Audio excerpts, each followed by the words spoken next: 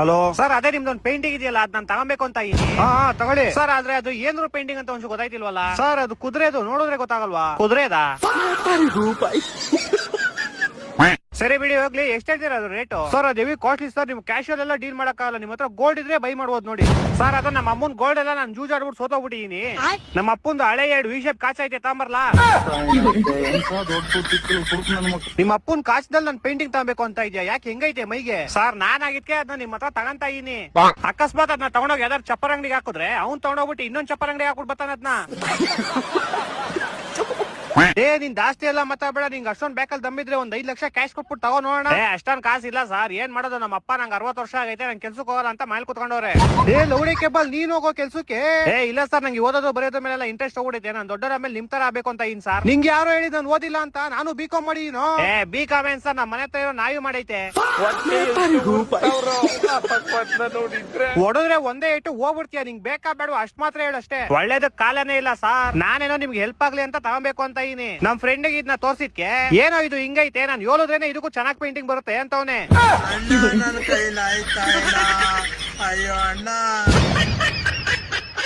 ಅಮ್ಮ, ನನಗೆ ಅನ್ನಿಸ್ತಾ ಇದೆ ನಾನು ಡಿಪ್ರೆಷನ್ಗೆ ಹೋಗ್ತಾ ಇದ್ದೀನಿ. ಬಿಡ್ತಾನೆ ಈ ರಾತ್ರಿ ಹೊರಗಡೆ ಹೋಗ್ತಾ ಇದ್ಯಾ? 2 ನಿಮಿಷ ಮನೇಲಿ ಕುತ್ಕೊಳ್ಳಲ್ಲ ಅಂತಾನೆ ಬೇವರ್ಸಿ ಬಿಡ್ತಾನು. ನೋಡಿದ್ರೆ ಅದ್ಯಾವ್ದೋ ಸ್ಟೇಷನ್ಗೆ ಹೋಗ್ತೀನಿ ಅಂತ ಕೂತವನೆ. ಆಮೇಲೆ ಹೊರಗಡೆ ತಿನ್ಕೊಂಬಂದ್ಬಿಡೋದು. ನಾನೇನ್ ಬಿಟ್ಟಿದ್ದೀನಿ, ಆ ಊಟ ಎಲ್ಲ ರೆಡಿ ಮಾಡಿ ಹಂಗೆ ಬಿಡಕ್ಕೆ. ಸ್ಟೇಷನ್ ಅಲ್ಲ ಅಮ್ಮ, ಡಿಪ್ರೆಷನ್. ಎಲ್ಲಿಗೂ ಬಿಡಲ್ಲ ಮೀಟರ್ ಕೊಡ್ತಾವನೆ ನಿನ್ನ. ಎಲ್ಲಿಗೆ ಹೋಗಂಗಿದ್ರು ಬೆಳಗ್ಗೆ ಎದ್ಬಿಟ್ಟೋಗು. ಅಮ್ಮ, ಯಾಕೋ ಇತ್ತೀಚೆಗೆ ಓವರ್ ಥಿಂಕಿಂಗ್ ಮಾಡ್ತೇನೆ ಕಣಮ್ಮ. ತಗೊಳಪ್ಪ, ಈ ಬೋಳಿ ಮಗನ್ನ ಏನೋ ಮಾಡ್ತಾನಂತೆ. ಮೊದ್ಲು ಗೌರ್ಮೆಂಟ್ ಕೆಲ್ಸಕ್ಕೆ ಪ್ರಿಪೇರ್ ಆಗ್ತಾ ಇದೀನಿ ಅಂತ ಹೇಳ್ದ, ಅದನ್ನ ಬಿಟ್ಟ. ಕೆಲ್ಸ ಮಾಡ್ಲಿ ಅಂತ ನಿನ್ನ ಅಂಕಲ್ ಅಂಗಡಿಲಿ ಬಿಟ್ಟೆ, ಅದನ್ನ ಬಿಟ್ಟು ಇವಾಗ ಇನ್ನೇನೋ ಮಾಡ್ತಾನಂತೆ. ಇದನ್ನೆಲ್ಲ ಬಿಟ್ಬಿಟ್ಟು ನಿನ್ ಭವಿಷ್ಯದ ಬಗ್ಗೆ ಯೋಚನೆ ಮಾಡು. ಅಮ್ಮ, ನನಗೆ ಅನ್ನಿಸ್ತಾ ಇದೆ ನನಗೆ OCD ಇರ್ಬೇಕು ಅಂತ. ತು ಯಾವ ಹುಡುಗಿ ಜೊತೆ ಮಲ್ಕೊಂಡು ಈ ಕರ್ಮನ ನಮ್ ತಲೆಗೆ ತಂದಿತ್ತು. ಯಾಕೋ ಇಷ್ಟ ಬರ್ಗೆಟ್ಟೋಗಿದ್ಯಾ? ನಿಮ್ಮಪ್ಪ ಹೇಳಿದ್ರು ವಯಸ್ಸಿಗೆ ಬಂದಿದ ತಕ್ಷಣ ಈ ಮಿಂಡ್ರು ಬಿಡ್ದು ನಿಮ್ ಮದ್ವೆ ಮಾಡು ಅಂತ.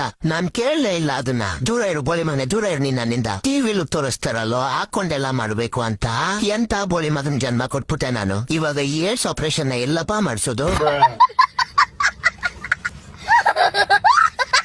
ಮಚ ಹೇಳೋಳೆ, ಒಂದ್ ಮಾತು ಹೇಳು. ನಮ್ಮಿಬ್ರು ಫ್ರೆಂಡ್ಶಿಪ್ ಎಷ್ಟು ವರ್ಷ ಆಯ್ತು? 9 ರಿಂದ 10 ವರ್ಷ ಆಗಿರ್ಬೋದು ಮಚ. ಯಾಕೆ ನಮ್ಮಿಬ್ರು ಫ್ರೆಂಡ್ಶಿಪ್ ಗೋಸ್ಕರ ಏನ್ ಮಾಡಕ್ ರೆಡಿ ಇದೆಯಾ? ಮಿಡ್ಬಿಡ್ದೋನೆ, ಯಾಕೆ ನಿನಗೆ ಗೊತ್ತಿಲ್ವಾ ನಾನೇನೇನ್ ಮಾಡ್ತೀನಿ ನಿನ್ ಫ್ರೆಂಡ್ಶಿಪ್ ಗೋಸ್ಕರ ಅಂತ? ನಿನ್ಗೋಸ್ಕರ ಪ್ರಾಣ ಬೇಕಾದ್ರೆ ಬಿಡ್ತೀನಿ. ಯಾಕೆ ಏನಾಯ್ತು? ಸರಿ, ನನ್ನ 7-8 ಜನ ಹಿಡ್ಕೊಂಡು ಹೊಡಿತಾ ಇದಾರೆ. ನನಗೆ ಆಪಲಕ್ ಬರ್ತೀನಿ ನೀನಾ? ಆ ಬೋಳಿ ಮಕ್ಳು 7-8 ಜನ ಇದ್ರೆ ನಾನು 15 ಜನ ಕಾಸು ಹೊಡಿಸ್ತೀನಿ. ಏನಾಯ್ತು? ಸರಿ ಆಯ್ತು. ಅಕಸ್ಮಾತ್ ನಮ್ಮಪ್ಪ ಏನಾದ್ರು ನನ್ನ ಮನೆಯಿಂದ ಹೊರಗಡೆ ಹಾಕಿದ್ರೆ ನನ್ನ ನಿಮ್ಮ ಮನೇಲಿ ಸೇರಿಸ್ಕೊತೀಯಾ? ಇವಾಗ್ಲೂ ಕೂಡ ಇದ್ ನಿಮ್ಮ ಮನೆನೆ, ಬಂದ್ ಸೇರ್ಕೋ. ಅದ್ಬಿಡು. ಇವಾಗ ಏನಾಯ್ತು ಅದ್ ಬಗಳು. ಇವಾಗ ನಮ್ಮ ಹುಡುಗಿ ಜೊತೆ ನಂದು ಬ್ರೇಕಪ್ ಆಯ್ತು. ಅವಳು ನಿಮ್ಗೂ ಕೂಡ ಫ್ರೆಂಡ್. ಇವಾಗ ನಾನ್ ಬ್ಲಾಕ್ ಮಾಡಿದ್ರೆ ನೀನು ಕೂಡ ಅವಳನ್ನ ಬ್ಲಾಕ್ ಮಾಡ್ತೀಯಾ? ಬರೀ ಬ್ಲಾಕ್ ಮಾಡೋದಲ್ಲ, ಟಿಕೆಟ್ ಮೇಲೆ 2 ಓದಿತೀನಿ. ನನಗೇನ್ ಇನ್ನಂತ ಮಿಡ್ಬಿಡ್ದೊಂದು ಫ್ರೆಂಡ್ಶಿಪ್ ಮುಖ್ಯ. ಮುಚ್ಕೊಂಡು ಏನಾಯ್ತು ಅದೇಳು. ಸರಿ, ನನಗೆ ಇವಾಗ ಅರ್ಜೆಂಟ್ 1,000 ರೂಪಾಯಿ ಬೇಕು ಅಂದ್ರೆ ನೀನ್ ನನಗೆ ಕಳಿಸ್ತೀಯಾ? ಫ್ರೆಂಡ್ಶಿಪ್ ಅಲ್ಲಿ ಯಾವತ್ತು ದುಡ್ಡೇನ್ ವಿಷಯ ಬರ್ಬಾರ್ದು. ಶಾಂತಂ ಪಾಪಂ ಶಾಂತಂ ಪಾಪ.